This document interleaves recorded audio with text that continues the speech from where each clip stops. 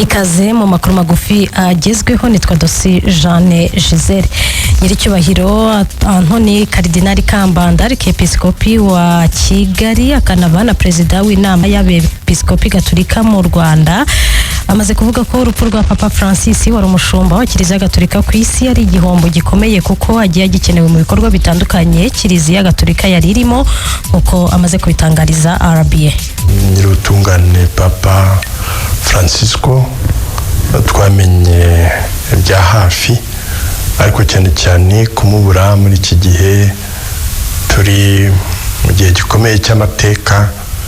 muri yubile y'imyaka 2025 umukiza avutse yaje kuducungura umwana w'Imana Yesu Kristo yigize umuntu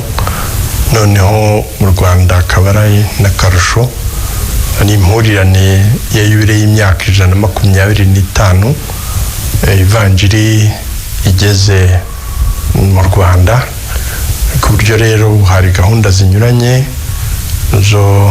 za yubile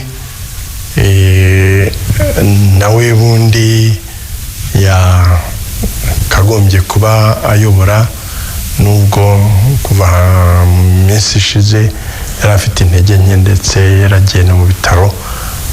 kaba yari yagaruye icyizere yagarutse kandi nk'ejo yashoboye kwifatanya n'abakristu mu ntege nke gitambo cy'ukarisitiya cyo kwizihiza Pasika atanga n'umugisha wavuga ko byari nko gusezera Imana yamuhaye akabaraga nawe ko kudusezeraho birababaje ariko nk'abakristu noneho muri iki gihe cya Pasika niko kwemera duhamya kwa mizero yacu ko urupfu atari yo maherezo y'ubuzima ku buzima bukomeza muri Nyagasani na nyuma y'urupfu ku rupfu atari rwo rufite ijambo rya nyuma. Nyiricyubahiro Cardinal Kambanda yasabye mu Paruwasi Gatolika yose yo mu Rwanda kuvuza inzogera zimenyekanisha ibyago Kiliziya Gatolika yagize anasaba kandi muri buri diocese gushyiraho gahunda yo kumusabira kugeza ashyinguwe. Ariko Cardinal Kevin Farrell ushinzwe imirimo ya Kiliziya Gatolika i Roma araza kuyobora igitambo cya misa cyo gusabira Papa Francis ku mugoroba kuri uyu wa mbere umubiri we unashyirwe mu isanduku. Ni igitambo cya misa kiza kubera muri chapelle yaho yaratuye Casa Santa Marta kikitabirwa n'abakardinali batandukanye ndetse nabo mu muryango wa nyakwigendera.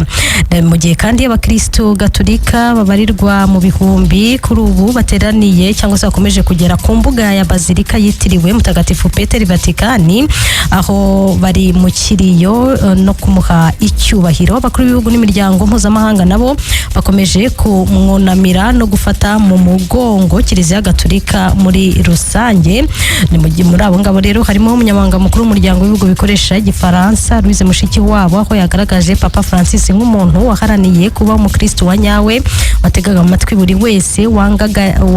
wagwaga neza kandi akicisha bugufi. Ni mu butumwa rero bwo kumwunamira yanyujije ku mbuga nkoranyambaga by'umwihariko urwa X. Ni mu gihe kandi umwami w'Ubwongereza Charles wa gatatu yavuze ko we n'umwamikazi Camilla bababajwe n'iyi nkuru agaragaza ko Papa Francis yarafatiye runini ubuzima bwa benshi ndetse ko ibigwi bye bizahora byibukwa. Perezida w'Uburusiya Vladimir Putin nawe yunamiye Papa Francis amugaragaza nk'umuntu warangwaga n'indangagaciro zikwiye kuranga umuntu nyamuntu kandi akanga karengane yongeye ko azahora mwibuka.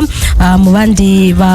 bohereje ubutumwa bukomeza Kiliziya Gatolika kandi harimo Minisitiri w'Intebe wa Ethiopia Abiy Ahmed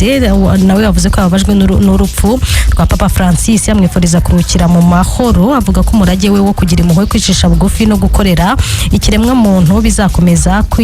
kwigirwaho na buri wese ndetse nabo mu gihe kizaza.